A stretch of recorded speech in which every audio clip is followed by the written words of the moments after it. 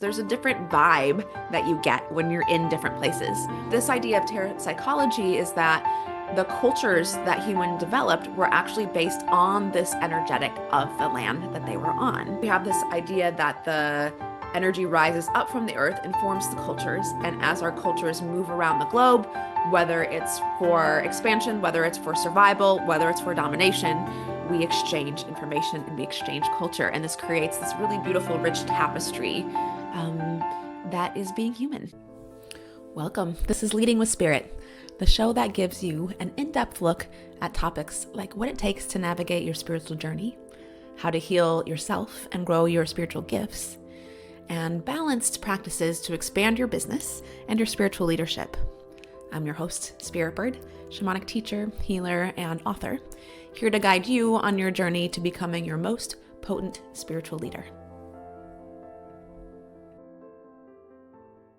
Imagine a time before the stories of saints and churches, when the land whispered with wild secrets and the spirits of nature were revered.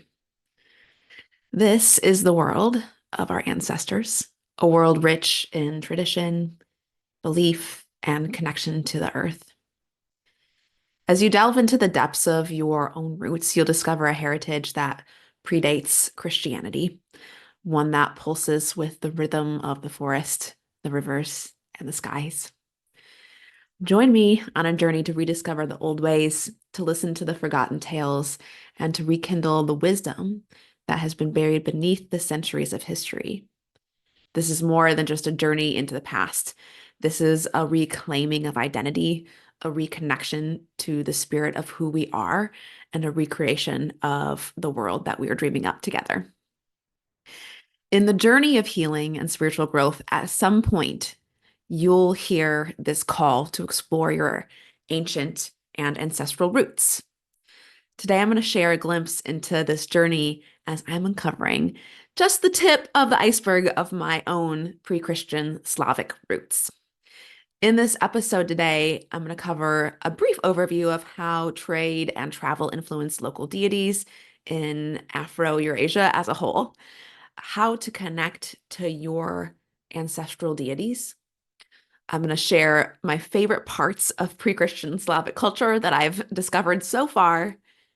And also, I'll dive into how to make offerings in the way that our ancient ancestors intended. Ultimately, I'm going to be talking a little bit more about what this means, what diving into your ancestral roots really means in your own healing journey, and what that means to us as a collective. I'll start with my story of my diving into my ancestral roots here. Part of my family, about half of my family, has Polish heritage. And we've been fairly connected to it as Polish Americans. Not deeply, but I would say probably average Polish American in that we used a couple of Polish words. We definitely had some Polish food. There was like just a little tiny touch of the culture. My great grandmother and her generation was the generation that moved to America. And I so I enjoyed Polish culture, but I didn't necessarily have a lot of Polish pride outside of just enjoying the food and enjoying talking about the food. I always wondered if this desire to pursue my ancestral roots would ever awaken in me. And then one day it did. I woke up. I remember the morning really clearly. I woke up.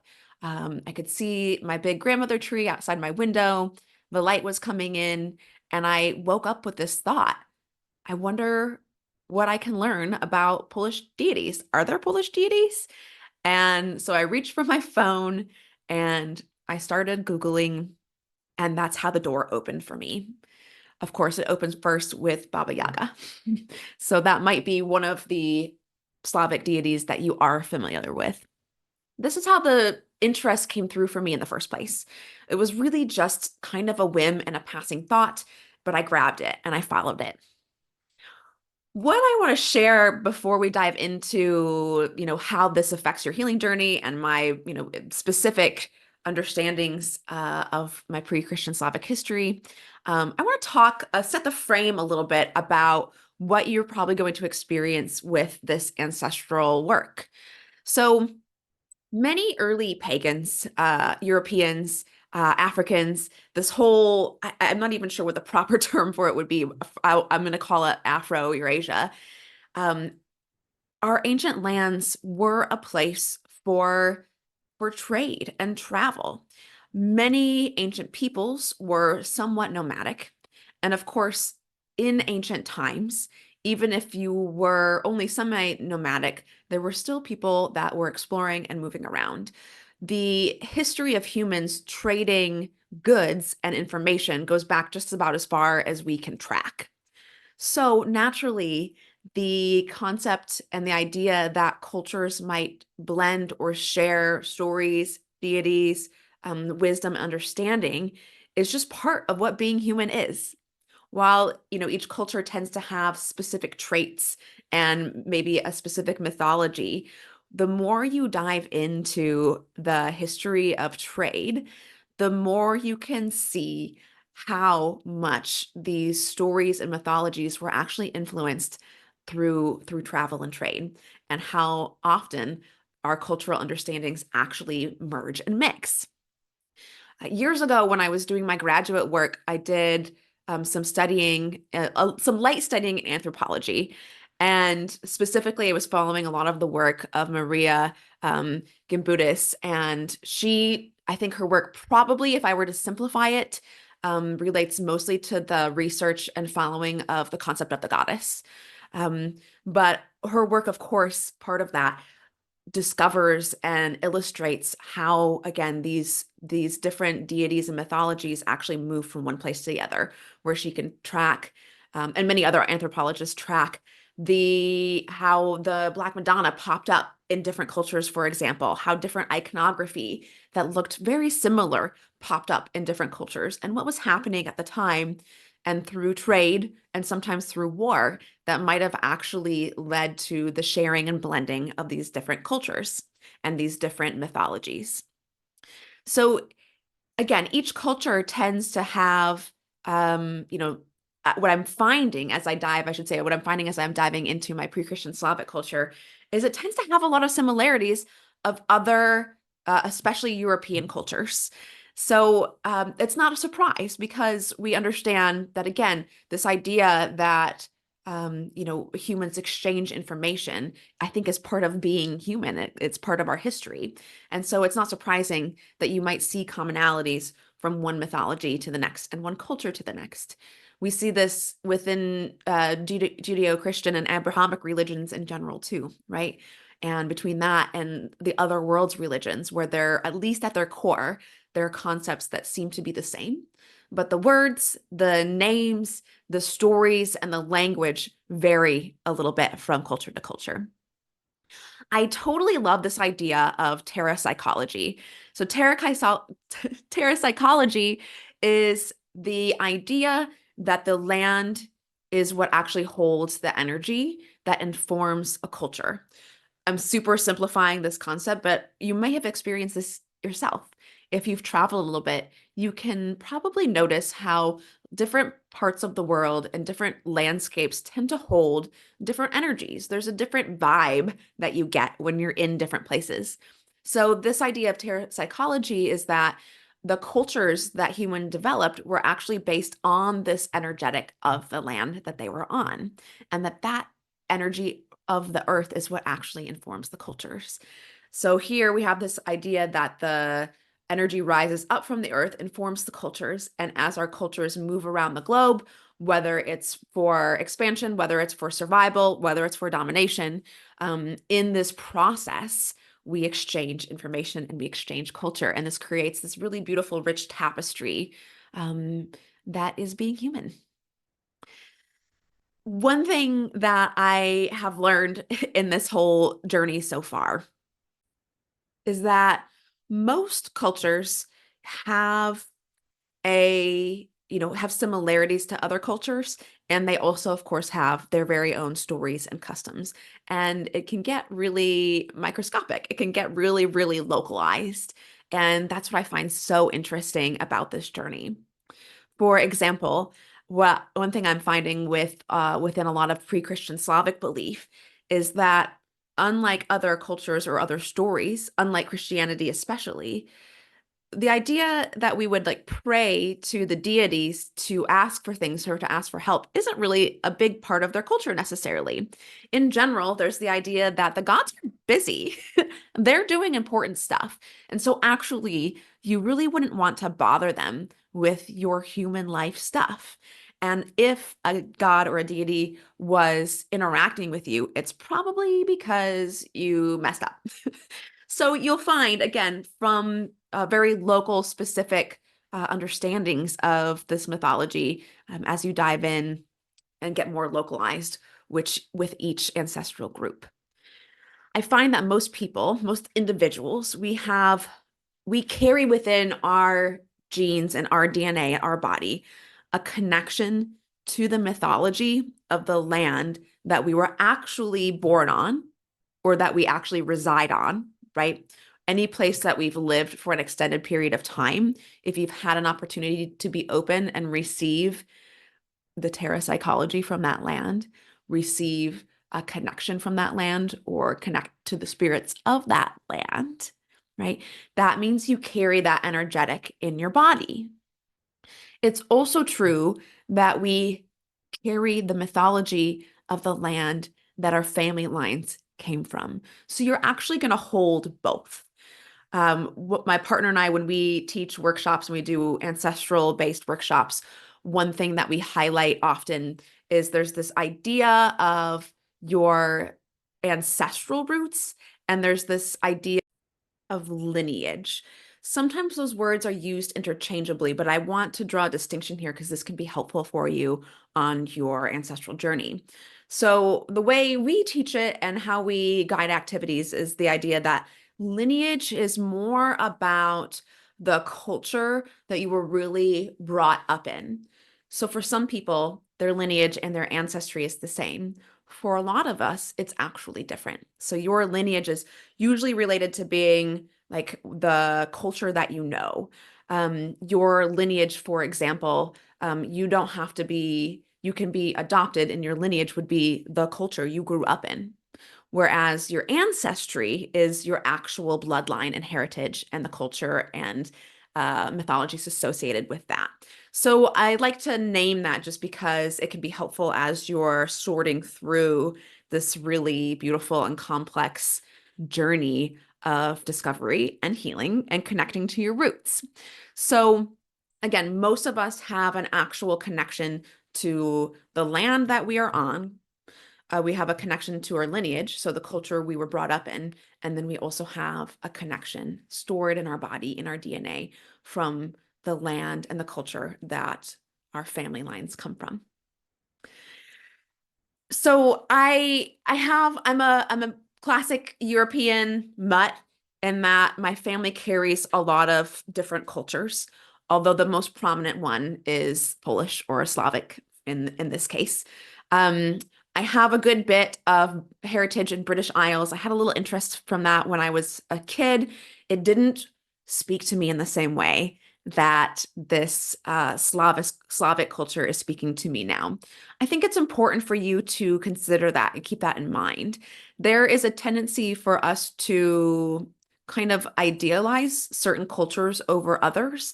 And for sure, I would say the idea of the British Isles or Irish culture tends to be a little bit more popular than some other cultures. At least that's the way that I was brought up in.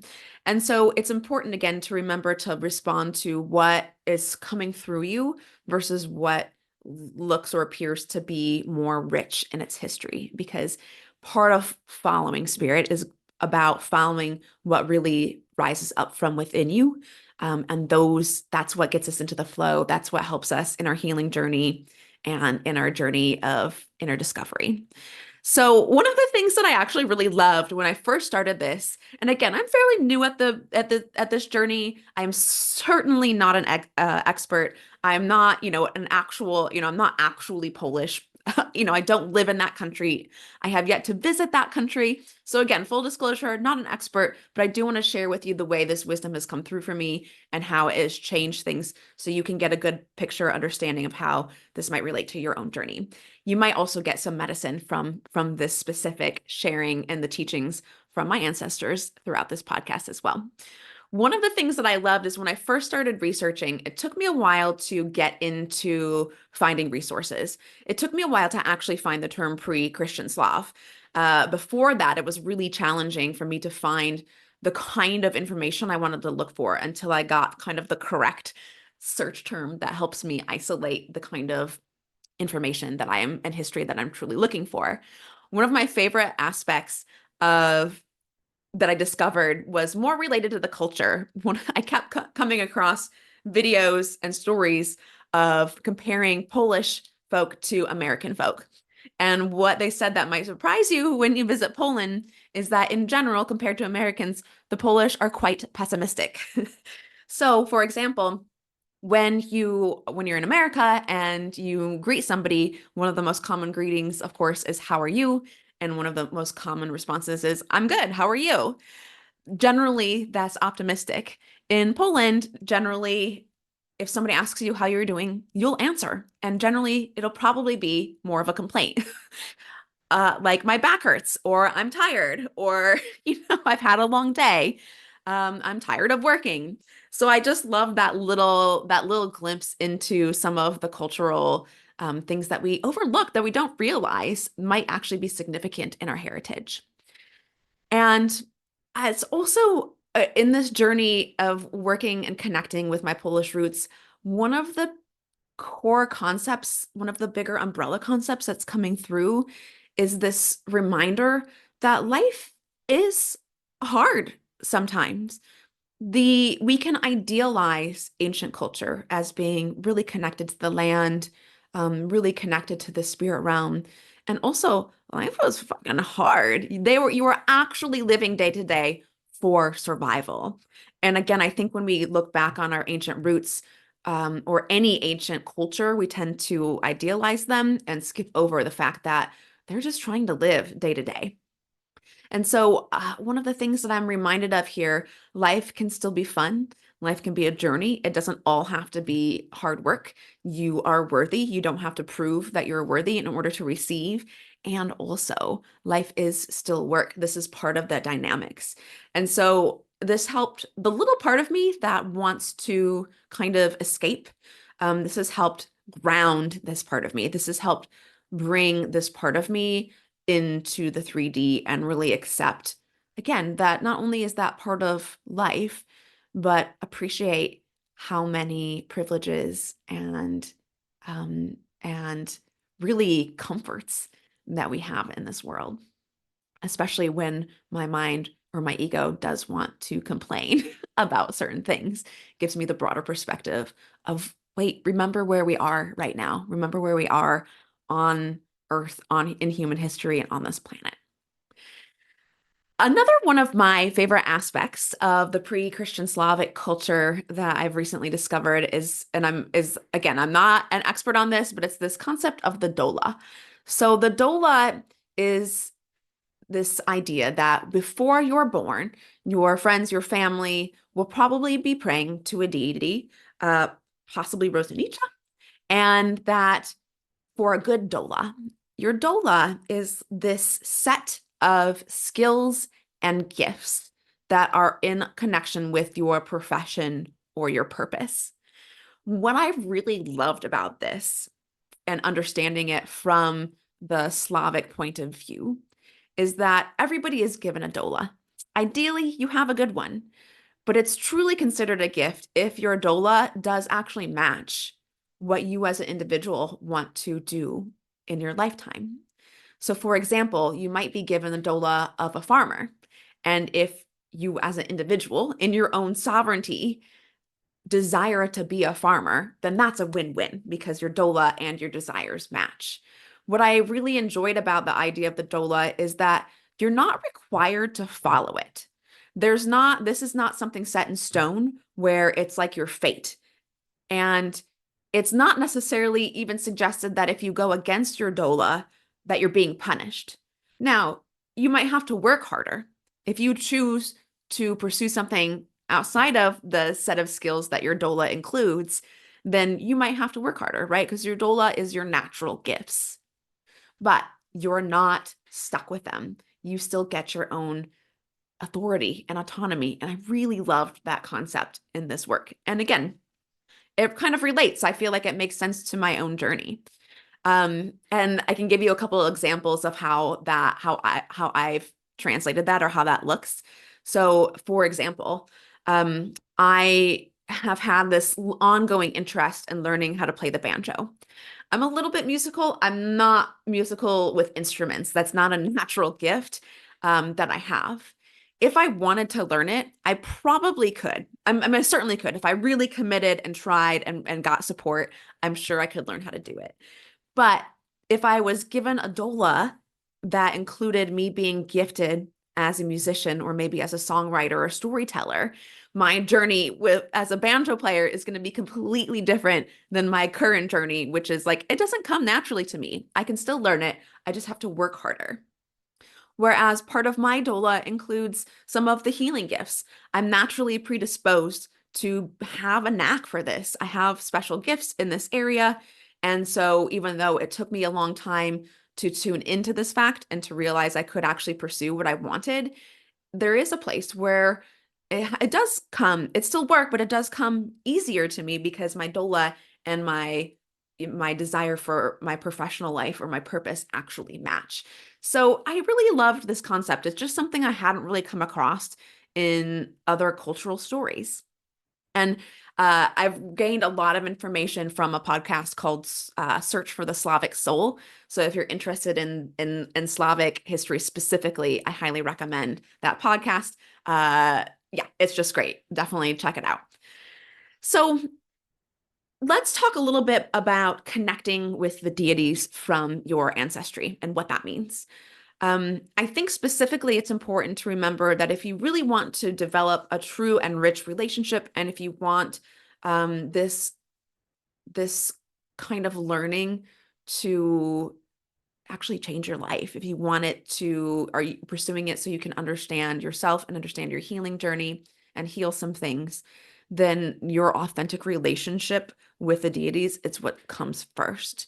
So that means that your learning of them and from them is more from direct experience versus memorizing. You can certainly memorize a little bit to get you started, but this is what I share in most of my programs. It's really important. This is part of embodiment and authentic expression, is that when you learn and when you teach someone else, you're teaching from what your actual experience with that thing is. So, how does that work? How do you get to know deities in that way? For one, I want to remind you that you don't have to necessarily be on that land. It might be easier if you're on the ancestral land where these deities were born, where they actually come from, where the terrapsychology, where the dream of the earth brought them into existence. It helps if you're in that location. You don't have to be. It helps if you have that ancestry in your bloodline, but also remember it's not required. And spirits are not necessarily tied to a specific location. So deities, goddesses, gods will come into your life and sometimes from various cultures because you need something for them or because they want to work through you. And again, we can also focus on our ancestry for the purpose of healing and growth. So the easiest entry point, I think, is you probably do need to get a little bit of information. If you haven't grown up in that culture, you probably need at least a list, some names, like a basic overview of who you're even working with here. From there, you can kind of intuitively check into which one speaks to you, which one jumps out to you, which one do you have a particular interest in. And then from there, you can start holding them in your awareness. So, what that looks like is allowing your energy to just tune into how that deity feels, what that energy feels like to you, what it's holding. It doesn't have to be specific. And I find that tuning into the feeling is a lot more helpful than trying to tune into how they look, your vision of them, specific information about it, because you want to be in connection with them rather than trying to like pass this test about what or who they really are, right? This is what's the core of what we're trying to do here. From there, I recommend tuning into something you can do to honor or commemorate them. This is part of building your relationship with spirits in general and with deities especially. Most spirits, most beings like praise. They like to be honored. They like to be connected with. Nobody really wants to connect with that one friend that only calls when you need something, right? It feels a lot better when you're connecting with somebody who is either, who's in mutual relationship with you, meaning that you're doing something to offer or honor them. And I'm going to get into specifics of offering in just a little bit. I'll share a story of one of my journeys with a deity. This is the story of Lado and Lada. It's possible that so far when I've researched this, it's unclear if they're actually pre-Christian deities, if they're actually ancient. It's possible that they being the influence of Christianity and ministry in order to help convert pagans, might have sort of made these deities up to try to bridge this gap between, pagans or pre-Christian people with, the Christian missionaries that were coming in and taking over. So either way, they still exist, right? Either way, they embody understanding and a wisdom and a teaching. And when we connect to these deities and mythologies, we connect to the wisdom that's being held in them. And in a way that our consciousness can understand in a more broad and fuller way versus through intellectual information. That's the beauty of mythology and story, right? So anyway, the story of Lado and Lada called out to me, Lada specifically. And what I was inspired to do, I found this series of basically iconography. They're symbols, and most of them are associated with a deity in pre-Christian Slavic culture. So I found that to be really interesting. And I was like, oh, this is cool. Maybe I could do some art with this at some point. So I kept seeing an image of like a wall hanging, and I had all kinds of vines that I had been digging up. If you've been following my story, 2 years ago, my partner and I purchased a little bit of property. It was an old farm. We renovated the house where we enjoy working out of and offering our work out of. And along with it, we're working on restoring the land and trying to bring it back as an ecosystem and bring back native species. There was tons of junk on the land. There was literal piles of trash, right? It was an old farm. And also there was so much that had been overgrown and choked out. I happen to have done lots and lots and lots of weeding and clearing out over the last couple of years. So I just had piles of these vines and decided to make essentially a wreath. I'm not particularly artistic, but this is what my vision was showing me. So this is how I decided to honor Lada. And so I made a wreath that was in the shape of her symbol. I basically recreated her symbol to hang on the wall. And while I was doing it, I chose to listen to some Slavic music, and I continued to connect with her. I continued to tell her about me and ask her about her. And sometimes that looked like actually getting information from her and stories from her. And sometimes that looked like just kind of like developing a familiarity with her energy. It's not always like getting clear information. And I like to say that because sometimes we feel like we're not doing it right when we're dipping into our intuitive gifts, when actually we are. It's just this idea that we like that you actually see a movie or that you have a literal conversation is not the full expression of what tuning into a spirit looks like for us. So I created this wreath and I was really excited about it and I loved it. And I had learned a little bit about Lada and then her partner, Lado. Briefly, the story is a touch reminiscent of the story of Persephone. So I had that in the back of my mind. And I remember thinking, I wonder if Lotto will want to come through, right? Like that just makes sense that the counterpoint will want to come through. But I don't actually necessarily feel called in this moment to create a symbol for Lotto. Like that didn't feel authentic to me. It makes sense, but I didn't actually have the energetic impulse for it. And then maybe a week later, when I was getting ready for shaman school class, I one of the drums that I had from years ago, I don't play very much. I actually, when I got it, I bought it because it was easier to travel with, and I didn't particularly love the sound that it made. And so I didn't really have a connection to the drum, so I didn't play it very often. But for whatever reason, that day, the drum was like, pick me, pick me, pick me. So I honored it, pulled it off the wall, and used it to lead Journey for that class. Two of the most amazing things happened. One, that drum truly began to sing. People could hear it that were in class. I could hear it. It was like it both was singing and carrying the rhythm. And it was really incredible. I hadn't had the connection to the drum in that way before. And also during that journey, it introduced itself as Lotto. That is the name of this drum. So there's a way that when I actually followed my intuition and followed my interest in Lada and created something to honor her, it actually awoke the spirit of my drum and allowed me to connect to that drum. What's even more incredible is during that journey in shaman school that I was leading, the most significant theme that came across with my students was that most of them ended up getting a teaching of or messages about the masculine and feminine. Amazing. And it makes perfect sense, of course, because these are the energies that I was actually working with. And the timing of that is even more significant. As you're stepping into your spiritual leadership, you'll find that the more that you can really tune into what is true and authentic to you, the more powerful of a transformation you're going to be able to offer to those around you.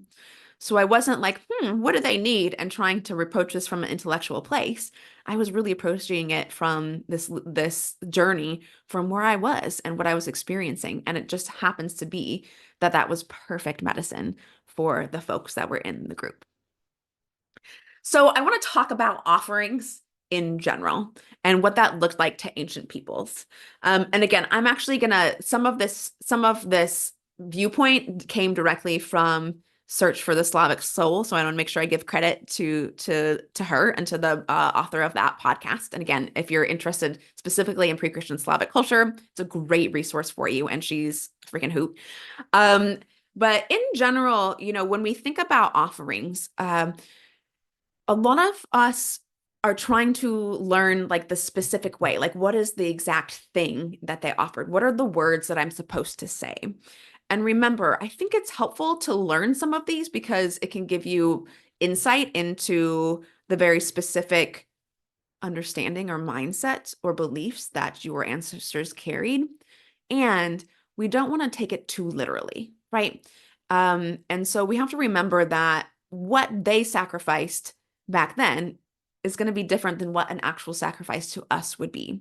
So to me, again, here, it's more about really connecting with what feels true and authentic to you than trying to replicate what your ancestors did. So in general, an offering does require a sacrifice, meaning you're giving something that has either value or significance to you. So, for example, if your ancient ancestors offered maybe a certain kind of shell, it's not the same as you going online and buying that shell and offering it to them. It still had value. You still spent money on it, but that is not quite a sacrifice. And it's, again, you're kind of missing some of the depth of the connection that we really want for these to really be an offering, because an offering really is about coming from the heart rather than duplicating or mimicking a practice. So what you want to tune into is, what does it want? What comes to mind for you first when you think of making an offering, either for that deity or maybe for the land or for a specific spirit, right? Earlier this year, I remember I could feel that my land wanted an offering. And I was like, what does it want? I'm kind of curious. And my mind went to a bunch of things that like I had heard that other people did for offerings. And in the end, long story short, in the end, I had the thought that it wanted some of the medicine that we carry, some of the physical plant medicine that we carry. And it's very valuable. We use it for sacred work, and it's also an investment to acquire that medicine. And so actually offering some of it to the land was quite a sacrifice. And I could tell that that's what the land wanted. So that's an example of what that might look like. When I asked that question, what does the land want? That medicine was the first thing that came to mind. And I could tell that it was a bit of a sacrifice because I kind of wanted to resist it. I was kind of like, you sure you don't want something else that might be easier for me to give up? So, what does it want? And again, I find it's not a no. It's not that you can't ever purchase anything, but I find that it tends to feel more authentic and you get more magic when it's something that you came across, something that you acquired in a different way and wanted to share. So this is slightly different. This is kind of an offering. It's slightly different, but I travel, right? And if you are listening to this podcast, if you're spiritual, you probably love collecting rocks. And, I have been traveling for years. I actually spent 3 years full-time RVing across the US. So naturally, I developed a box of rocks. Some of them that were just significant emotionally to me, and some of them that actually were precious stones that, I rock hounded or found in the wild. And so one day when I first moved to this property, I was here on the property alone. I happened to look out the kitchen window. It was dusk. I would probably only been here for a month or two, and damned if there wasn't this very healthy looking coyote just trotting right across my backyard. And I remember being excited at first. I was like, "Oh, beautiful!" I didn't even really realize how prolific their population was here, or that I would see it in town. And I was also like, "Oh shit, I have a cat." So one of the first things I did is I got my cat inside, and then I tuned into the coyote, and I thought, and I felt into it, and I was like, what can I do to honor it, but also to be clear about my boundaries? And I had quite a few pieces of obsidian that I had found throughout my travels. And it was clear that the obsidian is what wanted to be used. I don't know if obsidian actually is good for creating boundaries. It's just what came through. And so I honored that. So I went to my box of rocks, found a bunch of pieces of obsidian, and then went around the perimeter. And as I buried them, communicated with the coyote, saying, hey, I see you, I honor you. I'm going to do my best actually to keep this space for you and keep habitat for you. And also, you cannot come across this line. And specifically, you cannot eat my cat. Right? So this is an example of what an authentic offering looks like, as opposed to me Googling or looking up what's a good stone for creating boundaries and then getting online and buying them off of Amazon, right? And again, I'm not saying that that's wrong. I'm just saying if you're really looking for an authentic experience and if you're really looking for the magic, that's where you can find it, by tuning into your intuition. So when you're making offerings, keep that in mind. And again, with the example of the obsidian, like that was a bit of a sacrifice too. When that came through, I was like, obsidian's a pretty cool stone. And the fact that I found it in the wild is significant. Are you sure there isn't something else I can use? Maybe these chalky rocks from the river that I don't really even remember where they came from, you know? And Spirit was like, no, it's the obsidian. So you can see it was a bit of a sacrifice. It was an exchange. And if it's something that you're trying to offer, but you feel like it's something you want to get rid of anyway, then it's not actually an offering. So keep that in mind as you continue to explore this. And as you dive into the depths of your ancestry, remember that as you learn more about the mythology, the culture, the way that people think, that's going to connect directly to your own healing journey. I share a little bit about this, and specifically with my Polish culture, in episode 71, Overcoming Insecurity with Ancestral Healing. And in that episode, I deep dive into a big aha that how directly my own personal insecurity was related to my ancestral experiences.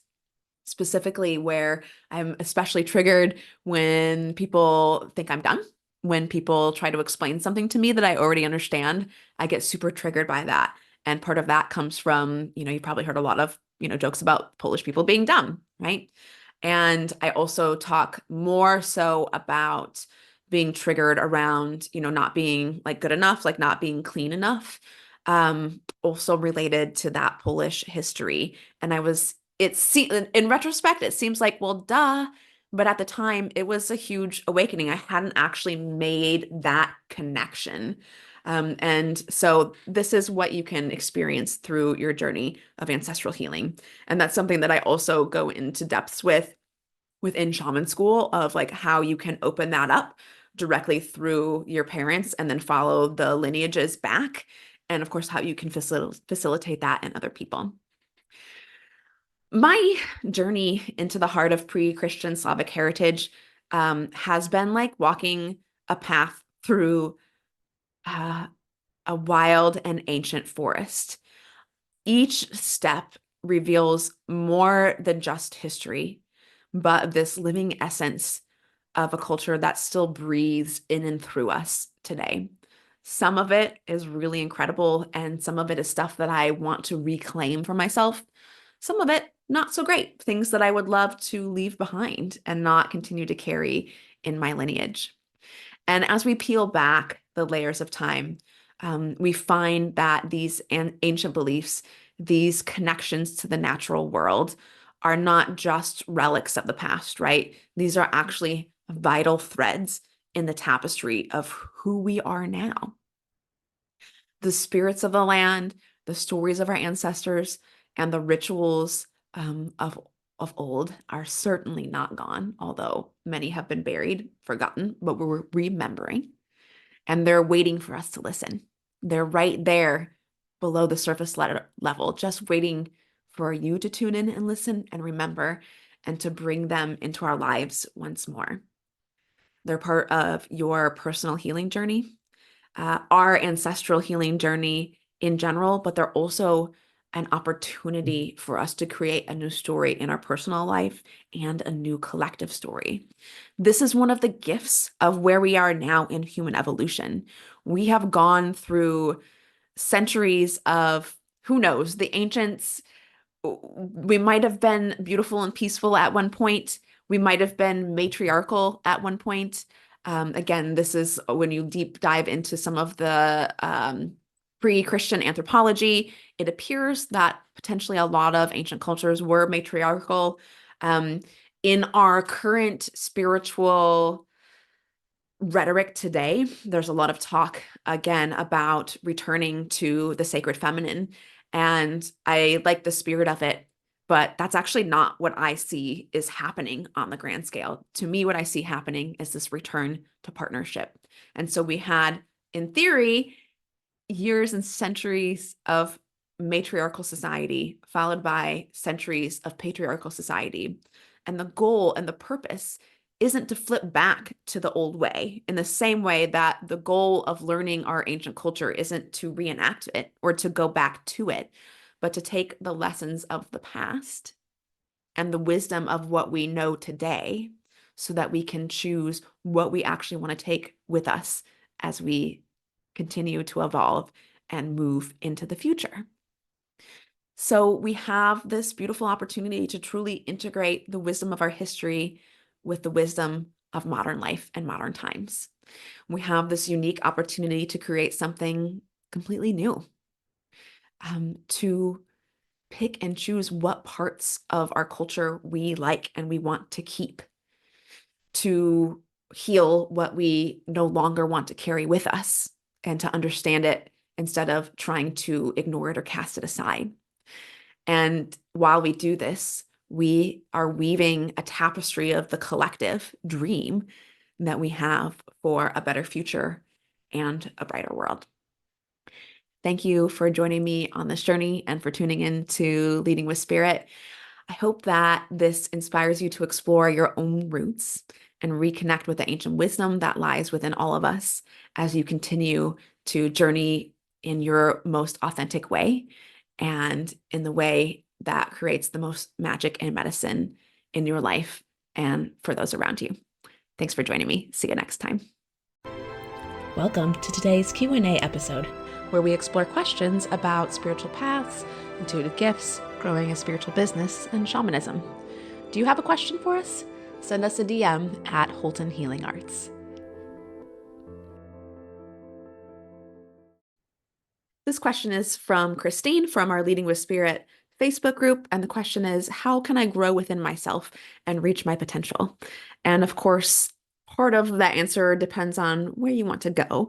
But I would say in general, broadly, pretty much if you want to truly grow, if you really want to reach your potential, it will require that you get uncomfortable.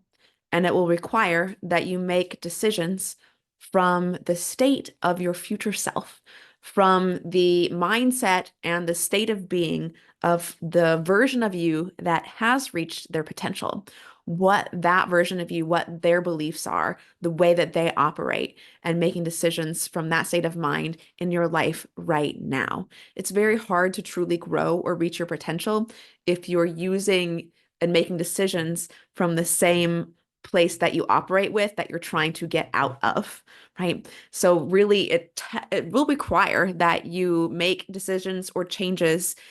Generally, it's going to be scary because, again, your current self is aware of what life can be like, but they're not operating in that place yet. This is where it becomes kind of scary or feels like a leap of faith. If it doesn't feel like a little bit of a leap, then not to say that you won't get anything out of it, but you're not going to get the kind of growth that you really want if you truly are trying to reach your potential and embody and actualize all that you can be in this lifetime. And if you're looking for a way to get started, then I highly recommend taking our Inner Mastery Archetype assessment. That's a really quick little assessment, and it's going to give you deep insight into some of the core things that you can change in your life, what your true gifts are, and what patterns are keeping you from embracing those gifts. This is going to give you a really beautiful and helpful pathway for you to focus your spiritual growth on so that you can reach self-actualization in this lifetime. I hope you enjoyed this episode of Leading with Spirit. If you did, please share the link for this episode with your biggest takeaway, tagging me at Holton Healing Arts. It would also support me if you subscribed and left a rating and review of the show so we can support more people living their highest purpose. Until next time, journey on.